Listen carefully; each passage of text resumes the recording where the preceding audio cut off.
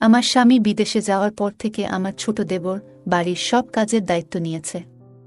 বাড়ির ছোটখাটো কাজ, যেমন মেশিন ঠিক করা, বিদ্যুতের কাজ, সবই ওর উপর। একদিন আমার সেলাই মেশিনে কাপড় আটকে গেল। নিজেই চেষ্টা করলাম ঠিক করতে, কিন্তু কিছুতেই ঠিক হচ্ছিল না। বেশ খানিকটা বিরক্ত হয়ে আমি আমার দেবরকে ডেকে নিলাম। সে এসে মেশিনটা দেখল, বলল, ভাবি, আপনার মেশিনে তো মরচে পড়েছে, পুরোটা খুলে আবার ঠিক করতে হবে। আমি প্রযুক্তির ব্যাপারে বিশেষ কিছু জানি না, তাই বললাম, যা করার তাড়াতাড়ি করো। আমার অনেক কাজ আছে, শুধু এটুকুই বললাম, যা করতে হবে করে নাও। সে কিছু সময়ের জন্য বাইরে চলে গেল, হয়তো কোনো সরঞ্জাম বা অন্য কিছু আনতে। কিছুক্ষণ পরে সে ফিরে এলো এবং বলল, চলুন ভাবি। তার মুখে সামান্য হাসি ছিল, কিন্তু তার চোখে একটা অদ্ভুত ঝিলিক দেখলাম, যা আমার ঠিক বোঝা গেল না। এই কথা শুনে আমি একটু বিভ্রান্ত হয়ে গেলাম, কারণ সে আমাকে তার ঘরে নিয়ে যেতে চাইল। আমি যখন তার ঘরে গেলাম তখন দেবর। আমার নাম পূজা, আমার বয়স 28 বছর। আমি দেখতে অনেক সুন্দর ছিলাম, গায়ের রং ছিল ফর্সা। আমার স্বামী বিদেশে যাওয়ার পর আমার দেবর সব সময় আমার সাথেই থাকত। দিন দিন তার ব্যবহার অনেকটা পরিবর্তন হতে থাকে। একদিন সে আমাকে এমন কিছু বলল, যা শুনে আমি তো অবাক হয়ে গেলাম। বন্ধুরা, আজকের গল্পটা অনেক বেশি স্পেশাল। আশা করছি তোমাদের ভালো লাগবে। গল্পগুলো ভালো লাগলে ভিডিওটি লাইক, শেয়ার এবং চ্যানেলটি সাবস্ক্রাইব করো প্লিজ। বিয়ের পর থেকেই সংসারের টানাপোড়েন ও প্রতিদিনের খরচের বোঝা ধীরে ধীরে আমার উপর পড়তে শুরু করল। বাড়ির অবস্থাও এমন ছিল না যে কোনো সাহায্য ছাড়া চলতে পারব। বাধ্য হয়ে একদিন নিজেকে বললাম, কিছু একটা করতে হবে। যদিও আমি পড়াশোনায় তেমন কিছু জানি না, কোথাও চাকরি পাওয়া সম্ভব ছিল না, তাই ভাবলাম মহল্লার মহিলাদের কাপড় সেলাই করা শুরু করব। পুরনো সেলাই মেশিনটা, যা বিয়েতে পাওয়া দান উপহার হিসেবে এক কোণায় পড়েছিল, তা পরিষ্কার করতে লাগলাম। এরপর পাড়ায় জানিয়ে দিলাম, যাদের কাপড় সেলাই করতে হবে তারা আমার সাথে যোগাযোগ করতে পারে। ধীরে ধীরে খবর ছড়াতে লাগল, আর কিছু দিনের মধ্যেই বেশ কয়েকটি অর্ডার আসা শুরু হলো। পাড়ার মহিলারা তাদের সালোয়ার, ওড়না, ব্লাউজ সেলাই করাতে আমার কাছে আসতে লাগল। কাজটা ভালোভাবে করতে শিখে গেলাম, আর এই সেলাইয়ের মাধ্যমেই সংসারের খরচ চালাতে শুরু করলাম। সেলাই করতে করতে প্রায় আমার বাড়িতে মহিলারা ভিড় করত। কারো মাপ নেওয়া, কারো ফিটিং ঠিক করা, কেউ আবার পুরনো কাপড় নতুন ফ্যাশনে সেলাই করাতে চাইত, আর কেউ কেউ শুধুই মন খুলে গল্প করতে আসত। ধীরে ধীরে এই সেলাইয়ের কাজের সঙ্গে তাদের সঙ্গেও এক ধরনের সম্পর্ক গড়ে উঠল। তারা আমাকে তাদের মনের কথা বলত, সমস্যার কথা শেয়ার করত। এতে আমিও এক ধরনের সান্ত্বনা পেতাম, একটা উদ্দেশ্য খুঁজে পেলাম দিনভর ব্যস্ত থাকার, নিজের কষ্ট ভুলে থাকার। সেলাইয়ের কাজ বাড়তে লাগল। এক মহিলা কাপড় দিতে আসলে আরেকজন নিতে চলে আসত।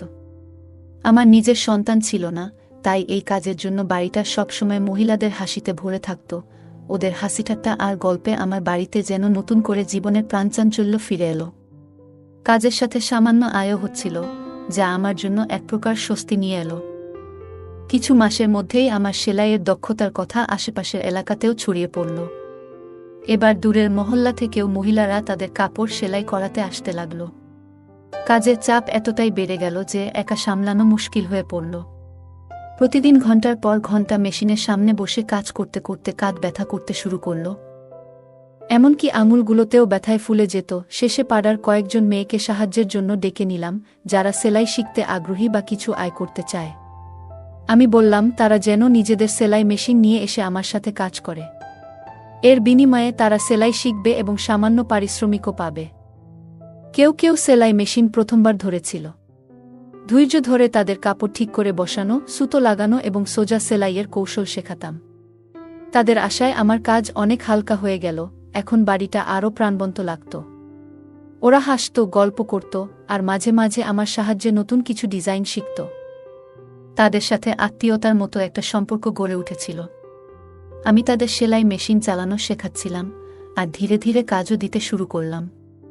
তবে নতুন বলে প্রায় ভুল করত। কখনো মেশিনে কাপড় আটকে যেত, কখনো সুতোর গিঁট ছিঁড়ে যেত বা আঙুল ফুটত। প্রতিদিনই মেশিনের সমস্যা হতো, আর ঠিক করাতে আমার অনেকটা সময় চলে যেত। একদিন তাদের মধ্যে এক মেয়ের মেশিন আবার নষ্ট হয়ে গেল। কাপড় মেশিনে আটকে গেল। আমি নিজে থেকে চেষ্টা করলাম ওর মেশিনটা ঠিক করতে, কিন্তু সফল হলাম না।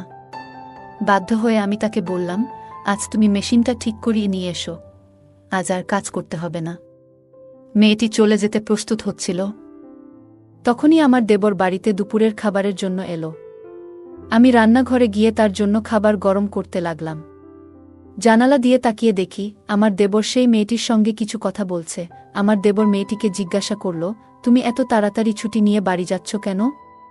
মেয়েটি বলল, আমার সেলাই মেশিনে কাপড় আটকে গিয়েছে, তাই মেশিন নষ্ট হয়ে গেছে। ভাবি নিজেই ছুটি দিয়েছেন, কাল বাইরে থেকে ঠিক করিয়ে তারপরই কাজে আসব। মেয়েটির কথা শুনে আমার দেবর বলল, আরে বাইরে গিয়ে ঠিক করানোর কি দরকার, যখন বাড়িতেই লোক আছে। দেবরের কথা শুনে মেয়েটি থেমে গেল। সে বলল, তুমি যদি মেশিনটা ঠিক করে দাও তাহলে খুবই উপকার হবে, না হলে আমাকে বাবাকে বলেই বড় বাজারে পাঠাতে হবে, আর বাবাকে সাইকেলে মেশিন নিয়ে যেতে অনেক কষ্ট হবে। মেয়েটির কথা শুনে আমার দেবর মেশিনটা পরীক্ষা করতে লাগল। বলল, তোমার মেশিনে তো মরচে ধরে গেছে, এটা পুরোপুরি আটকে গেছে, ভালোভাবে খুলে ঠিক করতে হবে। মেয়েটি অবাক হয়ে বলল, তাহলে তুমি ঠিক করতে পারবে না? দেবর হেসে বলল, না না, আমি এই কাজ ভালোই জানি। মেয়েটি খুশি হয়ে পাশে বসে পড়ল এবং বলল, আমার একটা সেলাইয়ের কাজ করতে হবে, তাড়াতাড়ি করে দাও প্লিজ। দেবর তখন বলল, মেশিনটা আমার ঘরে নিয়ে এসো, আমি ওখানেই ঠিক করব। মেয়েটি একটু দ্বিধায় পড়ে গেল। তখন দেবর বলল, আমার সব সরঞ্জাম ঘরেই আছে, তাই মেশিন ঠিকঠাক করার জন্য ওখানে নিয়ে যেতে হবে। দেবর বলল, আমি ঘরেই ঠিক করে দিচ্ছি। মেয়েটি মেশিন নিয়ে তার ঘরে গেল। আমি খাবার গরম করে বাইরে রাখলাম, কিন্তু অনেকক্ষণ কেটে গেলেও দেবর এবং সেই মেয়েটি ঘর থেকে বের হচ্ছিল না। দুজনেই তরুণ, তাই চিন্তায় পড়ে গেলাম। কিছুক্ষণ অপেক্ষা করলাম, কারণ দেবর এর উপর সন্দেহ করতে চায়নি। তবু দীর্ঘ সময় পর ধৈর্য হারিয়ে অবশেষে দেবর এর ঘরের দিকে যাওয়ার সিদ্ধান্ত নিলাম। ঠিক তখনই মেয়েটি সেলাই মেশিন নিয়ে বাইরে বেরিয়ে এসে বলল, ভাবি, মেশিন ঠিক হয়ে গেছে। ওর কথা শুনে আমারও স্বস্তি হল এবং আমরা নিজেদের কাজে ফিরে গেলাম। কিন্তু আমি মনে মনে ভাবছিলাম, দেবর এতক্ষণ ঘরে কি করছিল। কিছুক্ষণ পরে দেবরও ঘর থেকে বেরিয়ে এসে বিছানায় বসে খাবার খেতে লাগল। পাশের বাড়ির বিয়ের জন্য প্রচুর কাপড় সেলাইয়ের অর্ডার পেয়েছিলাম, আর সময় খুব কম ছিল বলে কিছুটা দুশ্চিন্তায় ছিলাম। কিন্তু দেবর দ্রুত মেজেটির মেশিন ঠিক করে দেওয়ায় কাজ সহজ হয়ে গেল। খাওয়া শেষ করে দেবর মজা করে বলল, যার মেশিন নষ্ট হবে আমি আছি। আমি হেসে উঠলাম। এই সেলাই কাজ থেকে এখন বেশ ভালো আয় হচ্ছিল, তাই মনও বেশ ভালো ছিল। বিয়ের 9 বছর কেটে গেছে, আর স্বামী বিয়ের কিছুদিন পরই বিদেশে কাজের জন্য চলে গিয়েছিল। প্রায় 3 বছর ধরে সে দুবাইতে আছে। 6 মাস বা বছরে একবার ফিরত, ছুটি পেলেই স্বামী বাড়িতে আসত, সপ্তাহখানেক থেকে আবার দুবাই ফিরে যেত। বাড়িতে শ্বশুর শাশুড়ি আর এক দেবর ছিল। শ্বশুর শাশুড়ি ছিলেন বয়স্ক এবং প্রায় অসুস্থ থাকতেন, দিনের বেশিরভাগ সময় নিজেদের ঘরেই থাকতেন। দেবর খুবই ভালো ছেলে ছিল, বয়স মাত্র 20 হলেও সে নিজেই একটি দোকান খুলেছিল যেখানে মেশিন মেরামতের কাজ করত। আমি ওকে বলতাম, তুমি এখনো ছোট, পড়াশোনা করাটাই দরকার, কিন্তু সে বলতো, ভাবি, সংসার তো চলাতে হবে, কতদিন আর সব দায়িত্ব ভাইজের উপর ফেলে রাখা যাবে? ভাই বিদেশে আছে, বাড়িটাও ভাড়ার, মা বাবা অসুস্থ, তাই আমাকে কাজ করতেই হবে। সাধারণত দেবর দিনের বেশিরভাগ সময় দোকানেই থাকত, তবে মাঝে মধ্যে বাড়িতেও আসত, আর আমি নিশ্চিন্তে থাকতাম। দেবর বাড়িতে এলেই এখানে ওখানে ছোটখাটো কাজগুলো করে দিত। আমার সাথে বসে অনেক গল্প করত। মেয়েরা যেসব মেশিন নিয়ে আসত তা প্রায়ই নষ্ট হয়ে যেত, আর আমি দেবরকে বললেই সে দ্রুত ঠিক করে দিত। একদিন আমি সেলাই করছিলাম, আবারও সেই মেয়েটির মেশিন নষ্ট হয়ে গেল। এতে আমার রাগ উঠে গেল। বললাম, তুমি এত বড় হলে, কতদিন ধরে তোমার সেলাই শেখাচ্ছি, অথচ এখনো কিছুই শিখতে পারনি। আমার রাগ দেখে মেয়েটি কেঁদে ফেলল। আমি ওকে বললাম, তোমার মেশিন নিয়ে যাও এবং বাড়ি যাও। কিন্তু ঠিক সেই সময় আমার দেবর বাড়িতে এলো, আর মেয়েটিকে কাঁদতে দেখে বলল, ভাবি, ও কাঁদছে কেন? দেবর আশেপাশের সব মেয়েদের চিনত, তাই ওদের ব্যাপারে খোঁজ খবর নিত। আমি বিরক্ত হয়ে বললাম, এই মেয়েটি আমাকে খুবই বিরক্ত করছে, মনে হচ্ছে ওকে কাজ থেকে বাদ দিয়ে দিই, ইচ্ছে করেই মেশিন নষ্ট করে ফেলে। আমার কথা শুনে দেবর হেসে ফেলল। আমি রাগের মধ্যে ছিলাম, তাই ওকে একটু বকাও দিলাম। দেবর বলল, ভাবি, এর কোনো দোষ নেই, আজকালকার মেশিনগুলোই এমন সহজে খারাপ হয়ে যায়। পুরনো দিনের মেশিন কিনলে তার অনেক বছর পর্যন্ত কোনো সমস্যা হতো না। এখন তো সবকিছুই লোকাল মানের। দেবরের কথা শুনে আমি ওর দিকে তাকালাম। সে তখন পকেট থেকে মোবাইল বের করে বলল, ভাবি, দাদার কল এসেছে, আপনি কথা বলবেন? আপনার রাগও মিটে যাবে। স্বামীর কথা শুনে আমি হেসে ফেললাম। দেবর খুবই দুষ্ট ছিল, মাঝে মাঝেই আমাকে মজা করত। আসলে কয়েকদিন ধরে আমার স্বামীর সাথে কথাই হয়নি। হয়তো কাজের জন্য ব্যস্ত ছিল। প্রায় প্রতিদিনই দেবরকে বলতাম, দাদার সাথে একটা কল লাগিয়ে দাও, কিন্তু সে প্রতিবারই বলতো, ভাবি, আজ মোবাইলে টাকা নেই, কাল কথা বলিয়ে দেব। তবে বেশ কিছুদিন পার হয়ে গেলেও সে কলটা করে দেয়নি। হয়তো সত্যিই ওর মোবাইলে টাকা ছিল না। কিন্তু আজ দেবর আমাকে মোবাইলটা ধরিয়ে দিতেই সবকিছু ভুলে গেলাম। মোবাইল হাতে নিয়ে নিজের ঘরে গিয়ে স্বামীর সঙ্গে কথা বলতে শুরু করলাম। বহুদিন ধরেই কথা হচ্ছিল না, তাই অনেক প্রয়োজনীয় কথা বলার ছিল। প্রায় 15 মিনিট পর কথা শেষ করে যখন কল কাটতে যাচ্ছিলাম, তখন স্বামী বললেন, মা বাবার সাথেও একটু কথা বলিয়ে দাও। আমি মোবাইলটি নিয়ে শ্বশুর শাশুড়ির ঘরে গিয়ে আমার স্বামীর সঙ্গে কথা বলালাম। তারা বেশ খুশি হলেন। সেখান থেকে বেরিয়ে এসে দেখলাম দেবর বাইরে নেই। এক মেয়ে বলল, ও এখনও তানিয়ার মেশিন ঠিক করছে, আর ওর ঘরের দিকে ইশারা করল। আমি কিছুটা অবাক হলাম, কারণ এতক্ষণ ধরে ওরা ঘরের ভেতরেই ছিল। ঠিক তখন মনে পড়ল, আমি এখনও দেবর এর জন্য খাবার গরম করিনি। নিজের মাথায় হাত ঠেকালাম। স্বামীর সঙ্গে কথা বলার ফাঁকে দেবর এর খাবার দেওয়ার কথাই ভুলে গিয়েছিলাম। দেবর যখন বাইরে এলো, তখন আমি বললাম, তুমি বসো, আমি তোমার জন্য খাবার গরম করে আনি। কিন্তু দেবর বলল, না ভাবি, আমার পেট ভরে গেছে, আজ খাবো না। হেসে সে বাইরে চলে গেল, আর আমি একটু অবাক হয়ে মেশিনের পাশে বসে ভাবতে লাগলাম, আসলে ও কোথায় গিয়ে পেট ভরালো। সেদিন আমি কাজের মাঝে হঠাৎ এক পাশে দেখলাম আমার তানিয়া কিছু মেয়ের সাথে ধীরে ধীরে কথা বলছে। তার মুখে এক ধরনের আনন্দ ঝলকাচ্ছিল, যেন সে আনন্দে মেতে আছে। তার মুখে এক অদ্ভুত লালচে আভা ফুটে উঠেছিল, যা দেখে আমার মধ্যে হালকা অভিমান তৈরি হলো। আমি এগিয়ে গিয়ে প্রশ্ন করলাম, তানিয়া, তোমার মেশিন ঠিক হয়ে গেছে? সে তাড়াতাড়ি মাথা নাড়ল। আমি তাকে বললাম, তাহলে এবার কাজটা ঠিকঠাক করো। আমার কথা শুনে সবাই নিজেদের কাজে মন দিল। কাজ করতে করতে আমি আমার স্বামীর কথা ভাবতে লাগলাম। বহুদিন ধরে আমি চাইছিলাম সে যেন কিছুদিন বাড়িতে থাকে। আমার মন খুব চেয়েছিল তাকে বাড়িতে দেখতে, কিন্তু সে বলতো, যদি বাড়িতে আসি তাহলে বেশ কিছু খরচ হবে, তাই কিছুদিন না আসাই ভালো। আমি জানতাম সে আমাদের ভবিষ্যতের জন্য প্রতিটি টাকার হিসাব করছে, যাতে আমাদের ভবিষ্যৎ আরও ভালো হয়। কিন্তু তবু তার দূরত্ব আমাকে কষ্ট দিচ্ছিল। মনে মনে ভাবতাম, সে যদি প্রতিদিন বাড়ি ফিরত, আমার সাথে থাকত, তাহলে কেমন হতো। আমি চাইতাম সে বাড়ি ফিরুক, হয়তো কম আয় হবে, কিন্তু সে পাশে থাকলে সবকিছু সহজ হতো। তাই আমি চুপচাপ সেলাইয়ের কাজে মন দিতাম। সেলাই করার মাধ্যমে কিছু আয় করতে পারছিলাম, যা ঘরের খরচের কিছুটা সাপেক্ষে সহায়ক হতো। আমি যা উপার্জন করতাম তা শাশুড়ির হাতে তুলে দিতাম, এতে সবার মুখে হাসি ফুটে উঠত, আর আমার সময়টাও ভালো কেটে যেত। সেলাইয়ের কাজে নিয়োজিত মেয়েদের মেশিনগুলো প্রায়শই নষ্ট হয়ে যাচ্ছিল। অনেকবার বুঝিয়ে বলেছিলাম, মেশিনগুলো ঠিকভাবে চালানো শিখতে হবে, কিন্তু প্রতিদিনই কারো না কারো মেশিনে কোনো না কোনো সমস্যা দেখা দিত। ভাবছিলাম, যদি মেশিন ঠিক করার কাজটাও শিখতে পারতাম তাহলে কেমন হতো। কিন্তু আমি তেমন শিক্ষিত নই, তাই এ ধরনের কাজ শেখার সাহস পাইনি। এই মেশিনগুলো আগে আমার শাশুড়ি চালাতেন, তিনি আমাদের সংসারের খরচ মেটানোর জন্যই সেলাই করতেন। কিন্তু আমার বিয়ের পরপরই শাশুড়ি অসুস্থ হয়ে পড়লেন, আর তখনই আমার স্বামী বিদেশে চলে গেলেন। আমি তখন ভাবলাম, সেলাইয়ের কাজটি আমিই করব, এতে সংসারের জন্য কিছু টাকা আসবে। কিন্তু বুঝতে পারিনি যে এর সাথে কিছু বাড়তি সমস্যাও আসবে। সে দিনটাতে আমার খুব ভালো লাগছিল, কারণ সকালে আমার স্বামীর ফোন এসেছিল। স্বামীর খবর পেয়ে মনটা খুশিতে ভরে গিয়েছিল। তবে কাজের মধ্যে ঠিক তখনই আমাদের পাড়ার এক মহিলা এলেন। তিনি বললেন, আমার মেয়ের বিয়ে, আমি চাই তুমি বিয়ের জন্য প্রয়োজনীয় সব পোশাক সেলাই করে দাও। আমার হাতে তখন তেমন কাজ ছিল না, তাই তার কথা শুনে বেশ আনন্দ পেলাম। হাসিমুখে তাকে বললাম, আমার বেশ কয়েকজন মেয়ে আছে কাজ শেখার জন্য, আমরা একসঙ্গে কাজ করে সময় মতো সব পোশাক তৈরি করে দেব। তিনি আমাকে অনেক আশীর্বাদ দিয়ে চলে গেলেন, আর তার যাবার পর আমি সেলাই শেখার মেয়েদের সঙ্গে বসে কাজ ভাগাভাগি করলাম। সেদিন কাজের চাপ ছিল অনেক, আর সময় ছিল খুব কম। তাই আমি মেয়েদের বললাম, সবাই নিজের মেশিন ঠিকভাবে চালাবে। যদি কাজের মাঝে কারো মেশিন নষ্ট হয়, তবে তাকে এই কাজ থেকে বাদ দিতে হবে। আমার কথা শুনে এক মেয়ে মৃদু হেসে বলল, ভাবি, আজ আপনার ছোট দেবর আসবে না, আমরা তার মাধ্যমে আমাদের মেশিনগুলো ঠিক করিয়ে নেব।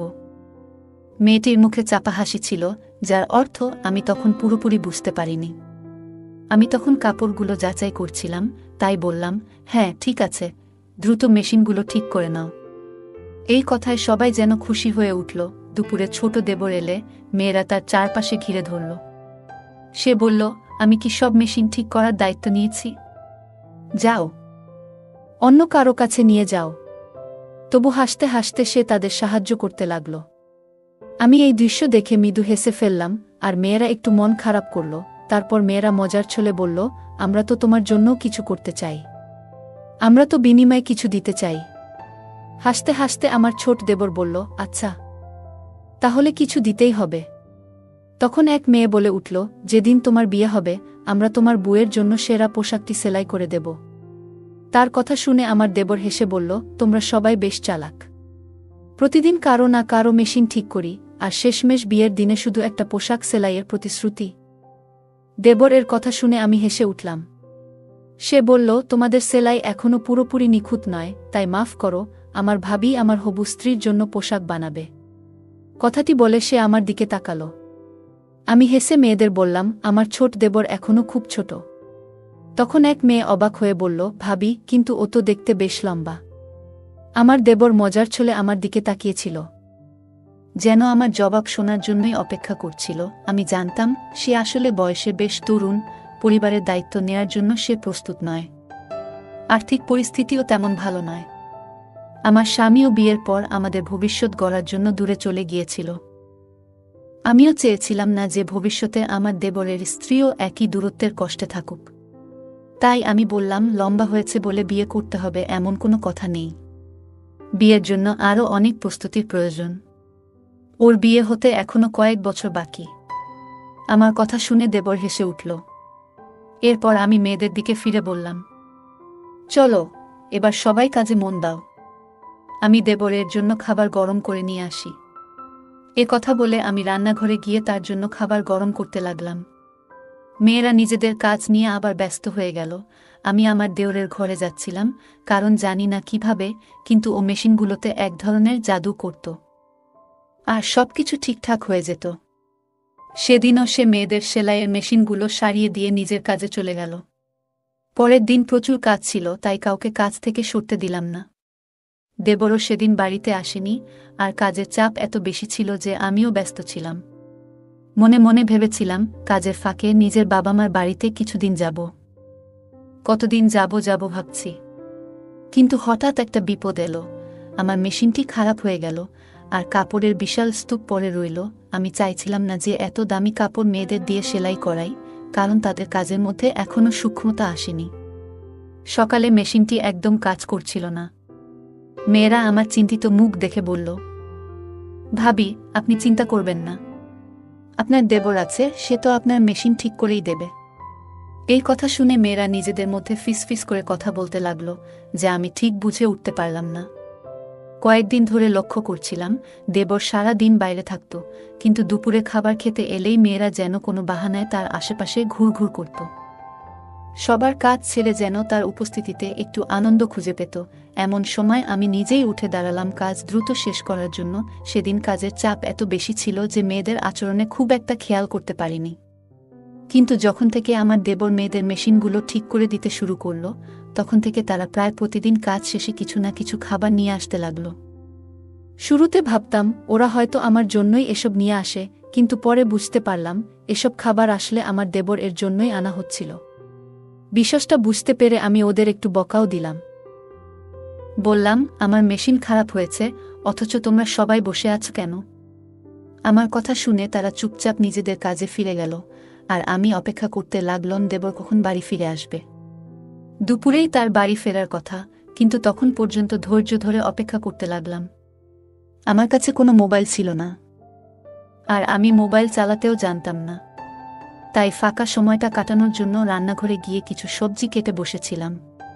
তখনই শুনতে পেলাম তানিয়া মৃদু স্বরে আরেক মেয়েকে বলছে, ভাবির বদলে যদি আমার মেশিনটাই আজ নষ্ট হতো। কথাটা শুনে আরেক মেয়ে চুপিসারে হাসি চেপে ফেলল, আর আমি তানিয়ার দিকে অবাক হয়ে তাকিয়ে রইলাম। ওর চোখে এক ধরনের আকাঙ্ক্ষা ছিল। হঠাৎ মনে পড়ল তানিয়ার মেশিনই প্রথম নষ্ট হয়েছিল, আর সেই কারণেই আমার দেবর তার মেশিন ঠিক করার জন্য নিজের ঘরে নিয়ে গিয়েছিল।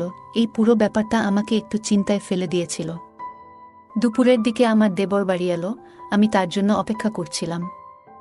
সে বাড়িতে পা রাখতেই আমি বললাম, আজ আমার সেলাই মেশিনটা নষ্ট হয়ে গেছে, তাড়াতাড়ি এটা ঠিক করে দাও।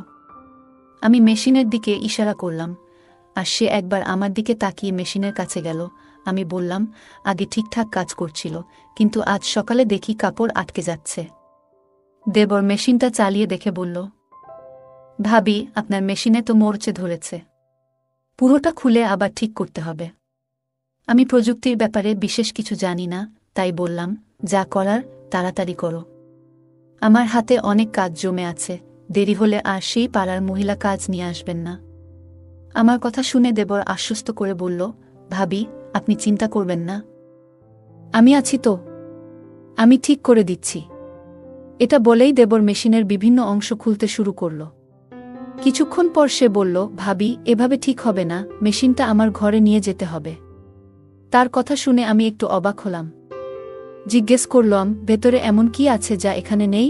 আমার প্রশ্নে সে কিছুটা অপ্রস্তুত হয়ে বলল, ভাবি, আমার সমস্ত টুলস ভেতরেই রাখা, তাই মেশিন সেখানে নিয়ে যাওয়া ছাড়া আর কোনো উপায় নেই। তখন আমি বললাম, আমি তোমার সমস্ত টুলস বাইরে নিয়ে আসি। কিন্তু সে বলল, ভাবি, সেগুলো খুব ভারী, আপনি একা তুলতে পারবেন না। মেশিন ঠিক করাতে চাইলে ঘরেই নিয়ে যেতে হবে। তার কথা শুনে আমি কিছুটা অস্বস্তি অনুভব করলাম, কারণ আজই আমার মেশিনটি ঠিক করানো দরকার ছিল। তারপর কোনো উপায় না দেখে মেশিনটি তার ঘরে নিয়ে যাওয়ার জন্য রাজি হলাম। অবশেষে দেবর এর কথা মতো আমি মেশিন নিয়ে তার ঘরে গেলাম, কিন্তু সেখানে সে এমন একটি কথা বলল, যা শুনে আমি অবাক হয়ে বাইরে বেরিয়ে এলাম। তার কথাগুলো কিছুতেই মেনে নিতে পারছিলাম না, কারণ আমি তার ভাবি। দেবর তখন দোকানে চলে গেল, আর আমি সোজা শ্বশুর শাশুড়ির ঘরে গেলাম এবং তাদের পুরো ঘটনাটি বললাম। শাশুড়ি বললেন, ছোট ছেলে না বুঝে হয়তো এভাবে বলেছে, আমরা তাকে বুঝিয়ে দেব। কিন্তু আমি বললাম, আপনারা যাকে ছোট বলছেন সে এখন প্রাপ্তবয়স্ক, এরকম কিছু ঘটার আগেই ওর জন্য কোনো ভালো মেয়ে দেখে বিয়ে ঠিক করে ফেলা উচিত। শাশুড়ি চিন্তিত হয়ে বললেন, কিন্তু মেয়ে কোথায় পাব? আমি হাসি চাপিয়ে বললাম, এই নিয়ে ভাববেন না, আপনার ছোট ছেলে ইতিমধ্যেই নিজের পছন্দের মেয়েটিকে ঠিক করে ফেলেছে। আমি শাশুড়িকে তানিয়ার কথা জানালাম। শাশুড়ি ও শ্বশুর অবাক হয়ে তাকালেন। পরের দিন তারা দেবরের সঙ্গে কথা বললেন, এবং যখন তানিয়ার প্রসঙ্গ তুললেন, দেবর যেন সেই কথার জন্যই অপেক্ষায় ছিল। সে হাসি মুখে আমার দিকে তাকিয়ে জানিয়ে দিল যে সে রাজি। কিছুদিন পর আমি নিজেই তানিয়ার বাড়িতে গিয়ে তাদের সঙ্গে এ বিষয়ে কথা বললাম। তাদেরও আপত্তি ছিল না। কয়েক মাসের মধ্যেই আমার দেওরের বিয়ে সম্পন্ন হয়ে গেল। এই ঘটনায় বুঝেছিলাম, ছেলেরা যখন নিজেরা সিদ্ধান্ত নেয়া, তখন তাদের পথ দেখানোই ভালো। ছেলে বা মেয়ে যখন প্রাপ্তবয়স্ক হয়ে যায়, তখন তাদের বিয়েতে দেরি না করাই ভালো, না হলে নানা সমস্যা দেখা দিতে পারে। তানিয়া যখন আমাদের বাড়িতে বউ হয়ে এলো, তখন সে আমার সঙ্গে মিলে সেলাইয়ের কাজে হাত লাগালো। আমাদের বাড়ির আয়ও এতে দ্বিগুণ হল। গল্পের মূল চরিত্র পূজার জীবন নানা চ্যালেঞ্জে পূর্ণ। বিয়ের পর সংসারের আর্থিক অবস্থা খারাপ দেখে সে নিজে কিছু করার সিদ্ধান্ত নেয়া।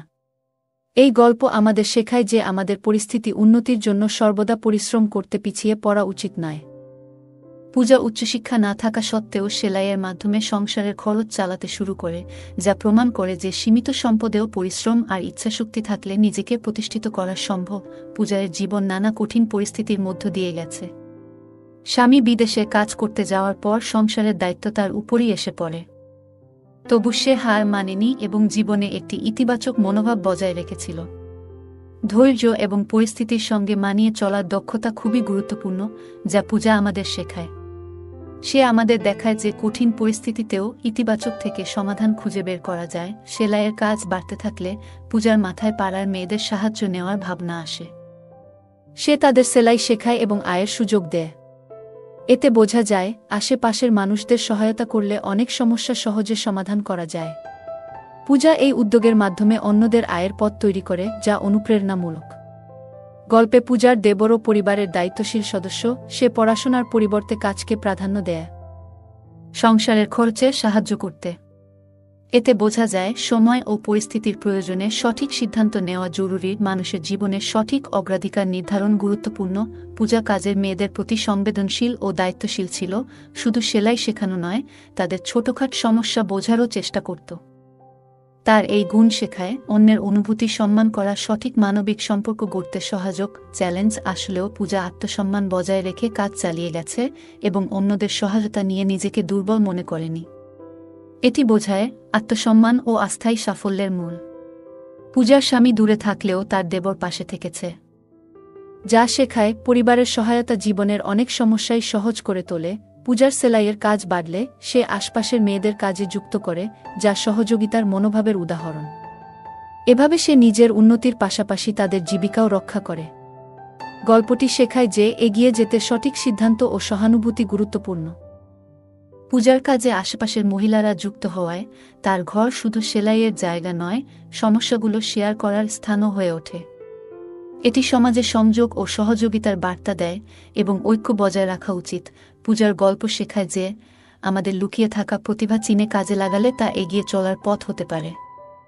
সে সেলাইকে আর্থিক বাধ্যবাধকতা থেকে সুযোগে রূপান্তরিত করেছে, যা চ্যালেঞ্জে সুযোগ খোঁজার প্রেরণা দেয়। এই গল্প থেকে শেখা যায় পরিশ্রম, ধৈর্য, সহযোগিতা, আত্মমর্যাদা এবং ইতিবাচকতার সাথে আমরা কঠিন পরিস্থিতি মোকাবিলা করতে পারি। সম্পর্কের গুরুত্ব ও সমাজের সংযোগ আমাদের সবার জন্য একটি ভালো জীবন গড়ে তুলতে সাহায্য করে। বন্ধুরা, যদি এই গল্পটি ভালো লেগে থাকে তাহলে দয়া করে ভিডিওটি লাইক করুন এবং আমাদের চ্যানেলটি সাবস্ক্রাইব করুন। পাশে থাকা বেল আইকনটি প্রেস করুন, যাতে করে আমরা যখনই নতুন ভিডিও আপলোড করি তার নোটিফিকেশন সবার আগে আপনার কাছে পৌঁছে যায়। ধন্যবাদ। দেখা হবে আমাদের পরবর্তী ভিডিওতে।